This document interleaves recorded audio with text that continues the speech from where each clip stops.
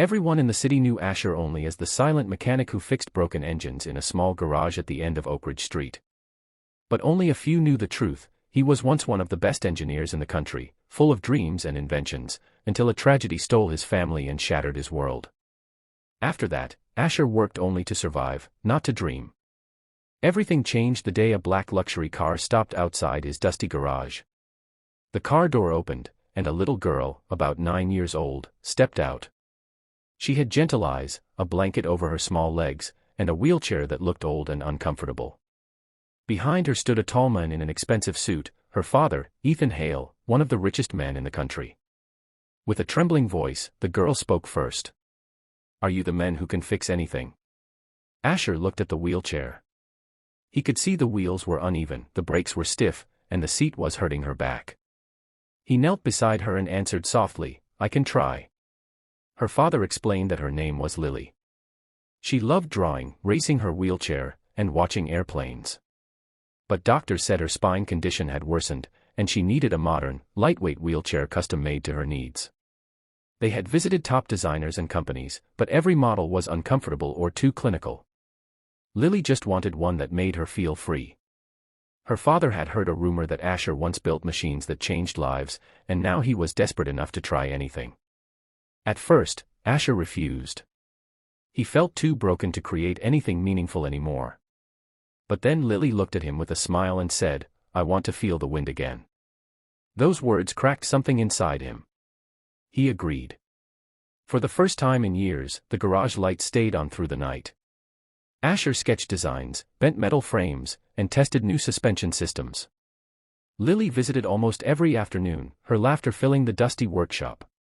She told him stories of her dreams. She wanted to travel the world, feel fast like a bird, and someday paint the sky with colors no one had ever seen. Asher started caring for her like the daughter he lost. Lily began to trust him like she had known him forever. Ethan Hale watched silently from the background, amazed at the bond forming between a billionaire's daughter and a broken mechanic. But challenges came. Parts were expensive. Asher spent all his savings. Some neighbors mocked him, calling him a fool for thinking he could build something more advanced than giant companies. He ignored them. He worked with a purpose that brought his hands back to life. One evening, as Asher tested a prototype, he felt a sharp pain in his chest. His medical bills had been piling up for years after the accident that took his family, but he never told anyone about his worsening heart condition.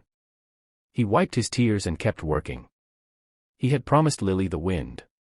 Finally, after weeks of effort, the wheelchair was ready. It was sleek, aerodynamic, lightweight like a bicycle but safe like a cradle. It had shock-absorbing wheels, a soft seat shaped perfectly for Lily's posture, and controls she could use even when her hands grew tired. When Lily sat in it, her eyes filled with tears. "It feels like flying," she said. Ethan Hale placed a hand on Asher's shoulder. "Name your price."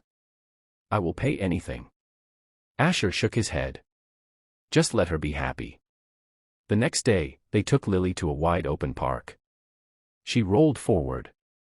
First slowly, then faster, and faster. The wind caught her hair, and her laughter soared into the sky.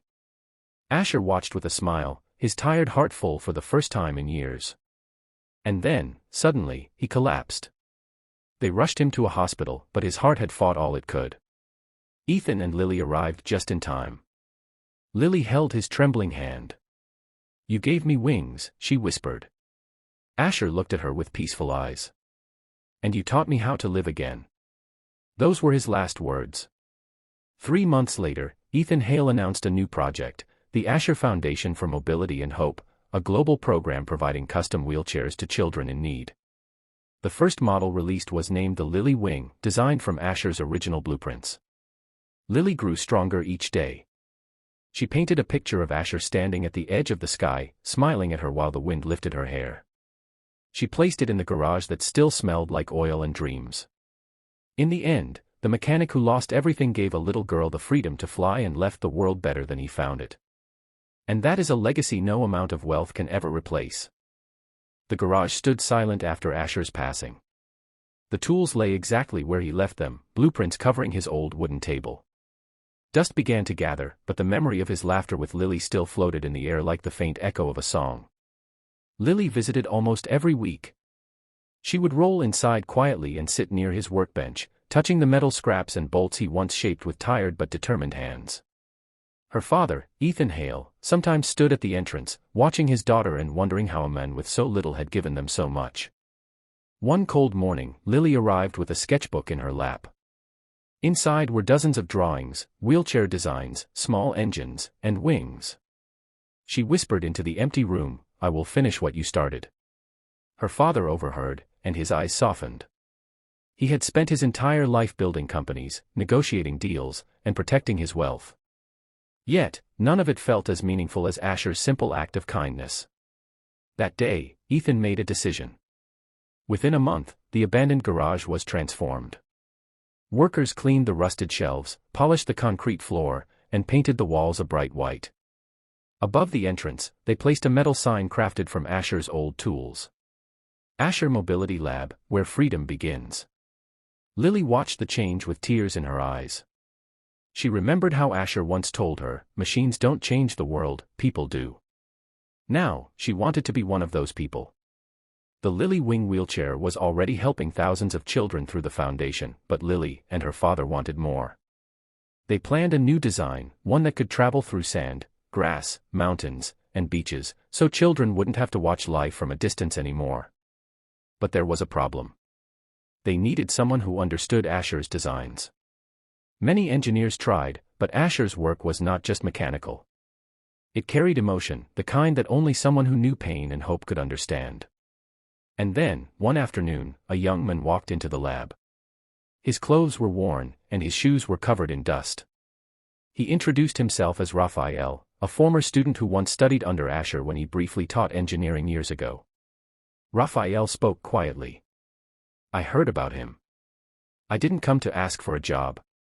I came because I want to help finish what he started." Lily looked at him with surprise. "Did you know him well?" Raphael nodded slowly. "He saved my life.